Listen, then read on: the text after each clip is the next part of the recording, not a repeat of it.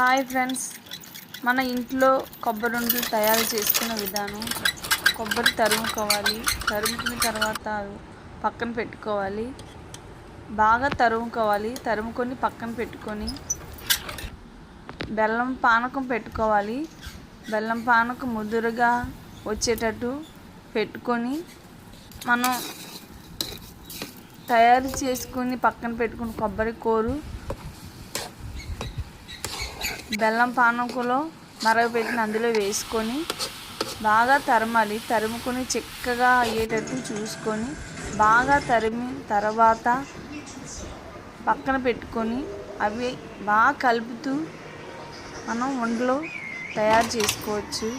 అందులో మనం వేసుకోవాలనుకుంటే వేరుశనగ గుళ్ళు కూడా వేసుకొని ఉండలు బాగా తయారు చేసుకొని వేడివేడిగా మంచి రుచికరంగా ఉంటాయి. చాలా బాగుంటుందండి మన ఇంట్లో చేసుకునే కొబ్బరి ఉండలు. Please like, subscribe. ఈ వీడియో నచ్చితే సబ్స్క్రైబ్ చేయండి, లైక్ చేయండి, కామెంట్ చేయండి. Thank you friends.